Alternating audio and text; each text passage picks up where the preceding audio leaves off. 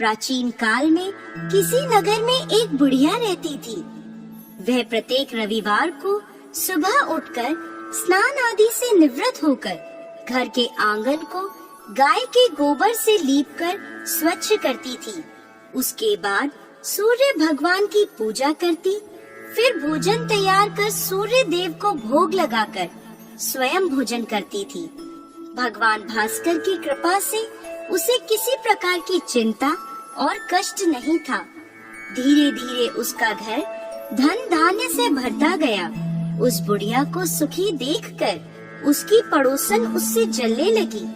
बुढ़िया के पास कोई गाय नहीं थी, अतः रविवार को घर लीपने के लिए वह पड़ोसन के आंगन में बंधी गाय का गोबर लाती थी। पड़ोसन ने ईर्ष्या में आकर अपनी गाय को घर के भीतर बांध लिया, जिस कारण बुढ़िया को रविवार को गोबर नहीं मिला। बुढ़िया अपना आंगन नहीं लीप सकी।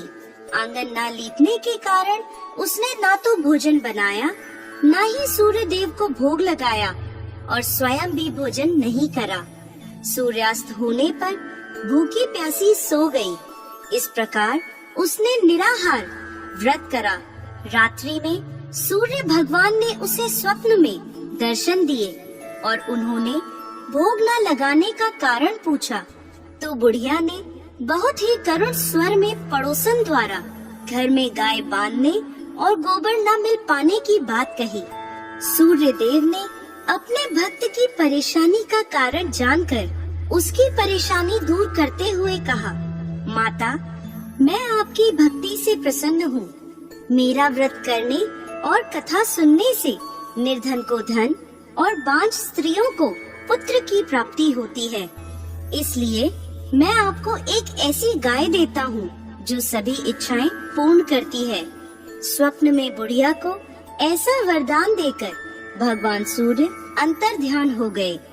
प्रातः काल सूर्योदय से पूर्व उस बुढ़िया की आँख खुली तो अपने घर के आंगन में एक सुंदर गाय को देखकर वह हैरान हो गई। पड़ोसन ने उस बुढ़िया के आंगन में सुंदर गाय को देखा तो वह उससे और अधिक जलने लगी। जैसे ही गाय ने सोने का गोबर किया, पड़ोसन की आंखें फट गईं।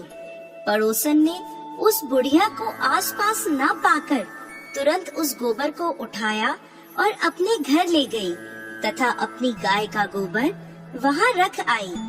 बुढ़िया को सोने के गोबर के बारे में पता ही नहीं चला और बुढ़िया पहले की तरह भगवान सूर्य देव का व्रत करती रही और कथा सुनती रही। पड़ोसन की चालाकी देखकर एक दिन सूर्य भगवान ने तेज आंधी चलाई, जिसके कारण बुढ़िया ने गाय को घर के भीतर बांध लिया। सुबह उठकर बुढ़िया ने गाय का गोबर देखा तो उसे बहुत आश्चर्य हुआ।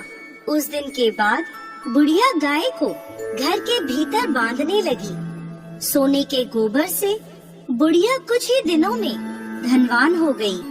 अब पड़ोसन बुरी तरह जल भुनकर राख हो गई।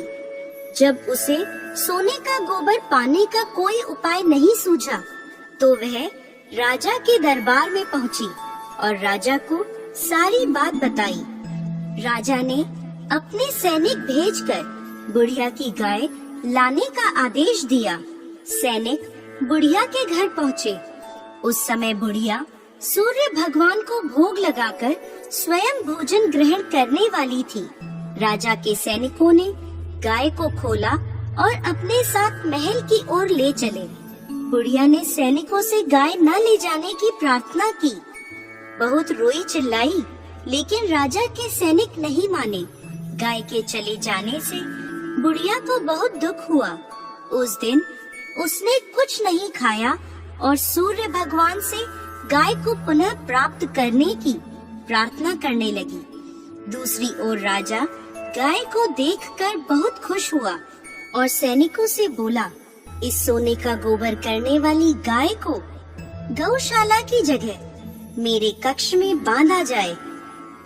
सुबह जैसे ही राजा उठा, सारा महल गोबर और बदबू से भरा देखकर राजा घबरा गया।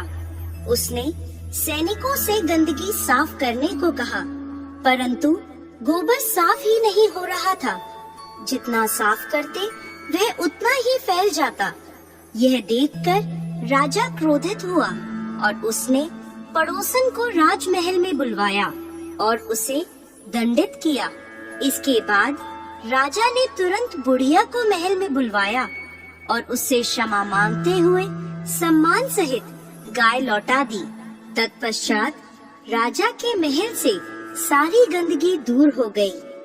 तब बुढ़िया ने राजा को रविवार के व्रत की और भगवान भास्कर द्वारा गाय दी जाने की सारी बात बताई।